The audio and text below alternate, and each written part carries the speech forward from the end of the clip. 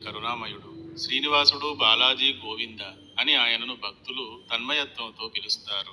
ప్రపంచంలోనే భారీ స్థాయిలో భక్తులను రప్పించుకుంటున్న ఒకే ఒక్క దేవుడు శ్రీనివాసుడు. భక్తుల కానుకలను పొందటం ద్వారా అత్యంత ధనిక దేవునిగా ప్రపంచంలోనే వెంకటేశ్వరునిది మొదటి స్థానం. 9,000 కేజీల బంగారం కలిగి ఉన్న ఏకైక దేవుడు కూడా వెంకటేశ్వరుడే. వెంకటేశ్వరునిది విష్ణువు దశావతారాలలో ఒకటి కాదు. మరి ఎలా ఆయన భూమిపై అవతరించాడు, ఆయన దివ్య కథ ఏమిటి అన్నది చాలా ఆసక్తికరంగా ఉంటుంది. ఈ వీడియోలో శ్రీ వెంకటేశ్వరుని పూర్తి కథను చెప్తాను. వీడియోని లైక్ చేసి షేర్ చేసి ఛానల్ని సబ్స్క్రైబ్ మాత్రం చేయండి. సబ్జెక్ట్ లోకి వెళదామిక. శ్రీ వెంకటేశ్వరుని అవతార కథ అహంకారాన్ని అంతం చేయడంతో మొదలవుతుంది. కలియుగంలో అహంకారం పొరలు పొరలుగా పేరుకుపోయి మొదటి స్థానంలో ఉంటుంది. ఈ అహంకారం పుణ్యాత్ములను, మంచివారిని, భక్తులను తీవ్రంగా ఆపదల పాలు చేస్తూ ఉంటుంది. దానిని అంతం చేయవలసిన అవసరం ఉంది అనే అంతరార్థానికి సూచనగా ఎంతో అందంగా శుతిమెత్తగా అహంకారాన్ని భృగు మహర్షి అరికాలులో కన్ను రూపంలో ఉన్న అహంకారాన్ని చిదిమివేసి ఆర్తజన రక్షకుడిగా భూమిపైకి బయలుదేరుతాడు శ్రీనివాసుడు. ఈ కథ ఎలా జరిగిందో చెప్పడంతో వెంకటేశ్వరుని చరిత్ర మొదలవుతుంది.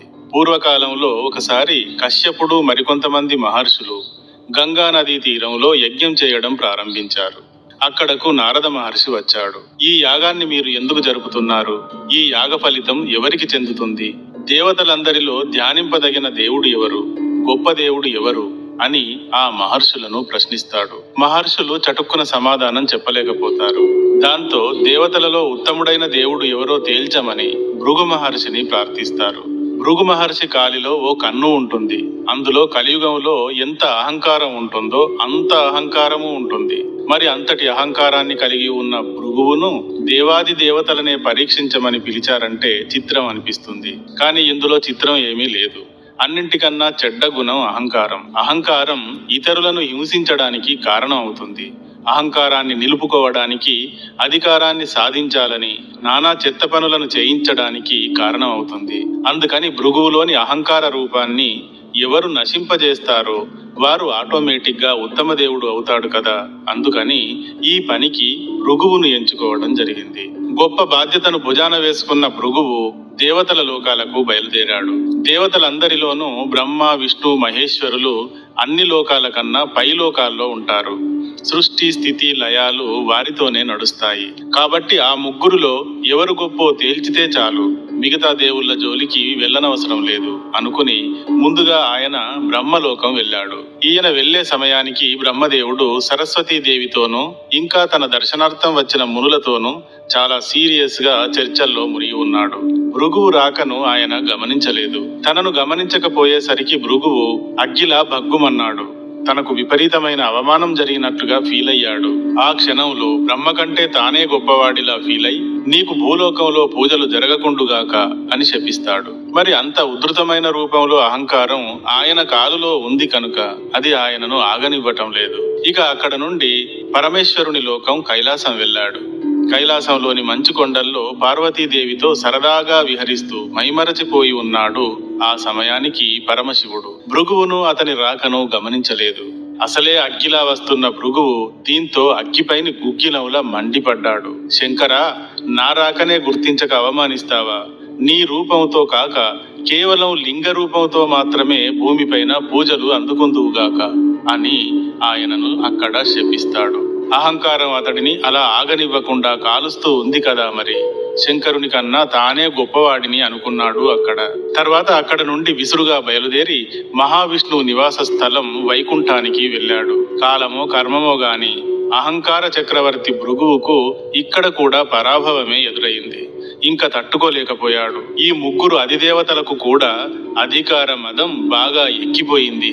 నా అంతటి గొప్ప మహర్షి వస్తే కొంచెమైనా విలువ ఇవ్వరా, గుర్తించరా అనుకుని భగభగా మండిపడుతూ కాలు ఎత్తి శేషునిపై పడుకుని ఉన్న విష్ణు భగవానుడి ఛాతీ పైన తన్నాడు. అహంకారం ఎంతకైనా తెగించేలా చేస్తుంది అనడానికి భృగువు చేసిన ఈ పనే గొప్ప ఉదాహరణ. ఆ హఠాత్ పరిణామాన్ని ఊహించని లక్ష్మీదేవి విష్ణువు వక్షస్థలంపై తాను నివసించే ప్రదేశంపైనే భృగువు తన్నడాన్ని భరించలేకపోయింది. ఆశ్చర్యంతో శేషతల్పం దిగి చూస్తూ ఉండసాగింది. జరిగిన దానికి ఆగ్రహించిన విష్ణువు భృగువును ఎలా ఎగరేసి కొడతాడో చూద్దాం. నా దేవదేవి నివసించు స్థానంపై తంతావా అని ఆయనను విరగదీస్తాడేమో అని చూస్తుంది. కానీ చిత్రంగా మహావిష్ణువు మాత్రం అస్సలు కోపాన్ని ప్రదర్శించకుండా చిరునవ్వులు చిందిస్తూ టక్కున లేచి గౌరవంగా పాన్పు దిగి భృగువుకు నమస్కరించి, మీ పాదం అత్యంత సున్నితం, నా వక్షస్థలం కఠినాతి కఠినం, నా కఠినమైన వక్షస్థలంపై తన్నడం వల్ల మీ పాదం ఎంత నొచ్చుకుందో. మహర్షి, ఏది మీ పాదాన్ని ఇలా ఇవ్వండి, దానిని మర్దన చేసి నొప్పిని తగ్గిస్తాను అంటూ భృగువు పాదాన్ని నెమ్మదిగా నొక్కుతూ అతని అరికాలిలోని కన్నుపై వేలిని ఉంచి బలంగా నొక్కి చిదిపివేశాడు. అహంకార నేత్రం ఇలా చిరిగిపోగానే భృగువు కోపం అలా మాయమైపోయింది.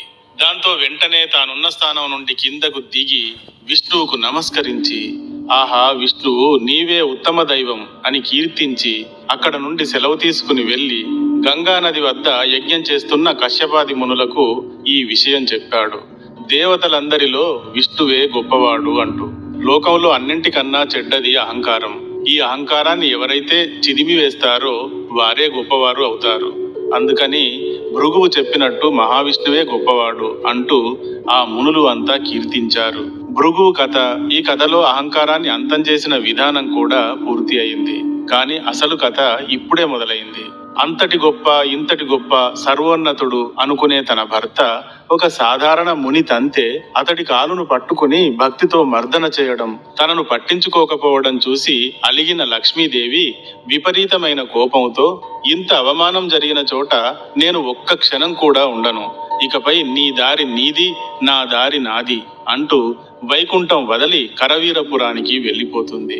అప్పటి కరవీరపురమే ఇప్పటి కొల్హాపురి. కొల్హాపురిలో మహాలక్ష్మి శక్తిపీఠం ఆలయం ఇప్పుడు కూడా ఉంది. అది ప్రఖ్యాతిగాంచిన ఒక శక్తిపీఠం. వైకుంఠం నుండి లక్ష్మీదేవి వెళ్ళిపోయాక విష్ణువు ఆమె వియోగాన్ని భరించలేకపోతాడు. శరీరం లేని ఆత్మలా దుఃఖించి ఆమెను వెతుకుతూ భూమిపైకి వస్తాడు. భూమిపై వెతుకుతూ సువర్ణముఖి నదీ తీరంలో ఉన్న వెంకటాద్రిని చేరుతాడు. ఒక చింత చెట్టు కింద ఒక పెద్ద పుట్టను చూసుకుని అందులోకి ప్రవేశించి దానినే నివాసంగా చేసుకుని లక్ష్మీదేవి గురించి, ఆమె రాక గురించి ఆలోచిస్తూ విశ్రాంతి తీసుకుంటూ ఉంటాడు. పుట్ట సర్పం నివాసం, సర్పం ఆదిశేషుని రూపం కనుక విష్ణువు పుట్టలో విశ్రాంతి తీసుకుంటున్నాడు అంటే ఆదిశేషుడిని పాన్పుగా నివాసం ఉన్నట్టుగానే భావించాలి. విష్ణువు పరిస్థితి కైలాసలోకం నుండి శివుడు, బ్రహ్మలోకం నుండి బ్రహ్మదేవుడు చూసి జాలిపడతారు. ఆయనకు సాయం చేయాలి అనుకుంటారు. వెళ్లి కొల్హాపురిలో ఉన్న లక్ష్మీదేవికి విష్ణువు పరిస్థితిని చెప్తారు. వారు ఎంత చెప్పినా లక్ష్మీదేవి కోపం తగ్గనందున విష్ణువు కోసం వెళ్ళడానికి అంగీకరించదు. కానీ బ్రహ్మ విష్ణువులు బతిమిలాడి బ్రహ్మ ఆవుగా, శివుడు దూడగా మారి తమను తీసుకువెళ్లి ఆ ప్రాంతపు రాజు చోళరాజుకు అప్పగించమని కోరుతారు. అందుకు మాత్రం అంగీకరించిన లక్ష్మీదేవి వారిని తీసుకువెళ్లి చోళరాజుకు అమ్మివేసి తిరిగి తాను కొల్హాపురికి వెళ్ళిపోతుంది. రాజుగారి గోవుల మందలో అన్నింటిలోకి సహజంగానే ఈ గోవు, దూడలు ప్రత్యేక ఆకర్షణగా మారుతాయి. గోవులా ఉన్న బ్రహ్మ అన్ని గోవుల కంటే ఎక్కువగా పాలు ఇవ్వడంతో చోళరానికి ఆ గోవు పట్ల ఆసక్తి కలుగుతుంది. ఎంత పెద్ద మందలో ఉన్నప్పటికీ ఆ గోవును వెంటనే గుర్తుపట్టగలుగుతుంది. అలా చోళరాజు ఆవుల మందలో చేరిన బ్రహ్మ, శివులు ఆవు, దూడ రూపంలో వెంకటాద్రిపైకి రోజు మేతకు వెళుతూ ఉంటాయి. వెంకటాద్రిపైకి చేరగానే విష్ణువు నివాసం ఉంటున్న చింత చెట్టును వెతికి అక్కడకు వెళ్ళేది. అక్కడ పుట్టలో విష్ణువును కనిపెట్టి ఆ పుట్టపైన నిలబడి తన పొదుగు ఖాళీ అయ్యేదాకా పాలధారలను మహావిష్ణువుకు అందించేది. ఆవు పాలను తాగడంతో విష్ణువు ఆకలి తీరుతూ ఉండేది. ప్రతిరోజు ఇదే విధంగా జరగసాగింది. అన్ని గోవులు పాలతో నిండిన పొదుగులతో ఇంటికి వచ్చేవి. మాయా గోవు మాత్రం ఖాళీ పొదుగుతో వస్తూ ఉండేది. ఈ విషయాన్ని రాణి గ్రహించింది. ఒక రోజు ఆమె పశువుల కాపరిపై కేకలు వేసింది. ఏం జరుగుతోంది? ఈ గోవు పాలను ఎవరు దొంగిలిస్తున్నారు అంటూ. దాంతో తర్వాతి రోజు మాయా గోవునే గమనిస్తూ వెళ్లి అది పుట్టపై నిలబడి పాలధారలను విడుస్తూ ఉండటాన్ని గమనిస్తాడు పశువుల కాపరి. దీంతో ఎక్కడ లేని కోపం వస్తుంది అతడికి. ఈ గోవు మూలంగా తాను రాణిగారితో పడరాని తిట్లన్నీ పడ్డాడు. దీనికి ఏం మాయరోగమని పొదుగు నిండా ఉన్న పాలని ఒక్క చుక్క మిగలకుండా పుట్టపైన విడుస్తోంది అనుకుని పొదలను నరకడానికి తన చేతిలో ఎప్పుడూ పట్టుకు తిరిగే గొడ్డలిని పైకెత్తి కేకలు పెడుతూ ఆవు పైకి విసురుతాడు. ఆవు పైకి గొడ్డలి దూసుకు వస్తూ ఉందని గ్రహించిన శ్రీ మహావిష్ణువు తన ఆకలిని తీర్చుతున్న గోవును రక్షించడానికి ఆదిశేషుడు పుట్టలో నుండి సర్రున పైకి లేచినట్టుగా చివ్వున పైకి లేచి గొడ్డలి గోవుకు తాకకుండా తన తలను అడ్డు పెడతాడు. దాంతో గొడ్డలి స్వామివారి తలకు బలంగా తాకుతుంది. తాకిన వెంటనే ఆయన నుండి రక్తం పైకి చిమ్ముతుంది. భూమిపైకి వచ్చిన ఎవరైనా కష్టం సుఖం రెండూ అనుభవించాల్సి ఉంటుంది అనడానికి స్వామివారికి కూడా గాయం అవడం ఒక సంకేతం. పుట్టలోంచి పైకి వచ్చిన మహావిష్ణువు తేజస్సును, అతనికి గొడ్డలి తాకడం వల్ల పైకి చిమ్ముతున్న రక్తాన్ని చూసిన పశువుల కాపరి అక్కడికక్కడే చనిపోయి విష్ణులోకం చేరిపోయాడు. ఆయనను చూసిన వారైనా, తాకిన వారైనా, తట్టిన వారైనా మోక్షానికి అర్హులు అవుతారు. ఇలా జరగడంతో గోవు మాత్రం అత్యంత వేగంగా పరిగెత్తుకుని చోళరాజు ముందుకు వెళుతుంది. అతనితో ఏదో చెబుతున్నట్టు కింద పడి దొర్లుతుంది. గోవు ఏదో చెబుతోంది, అది ఏమిటో కనిపెట్టమని రాజు ఒక గూఢచారిని నియమిస్తాడు. ఆ గూఢచారి ఆవు తీసుకువెళ్లిన దిక్కుగా వెళతాడు.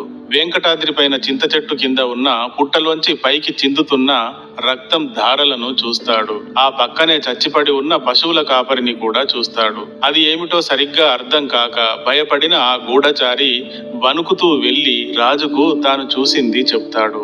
రాజు కూడా ఆశ్చర్యపోతూ గూఢచారి వెంట పుట్ట వద్దకు వెళ్లి ఆ చిత్రాన్ని చూసి నిస్తేజుడు అవుతాడు.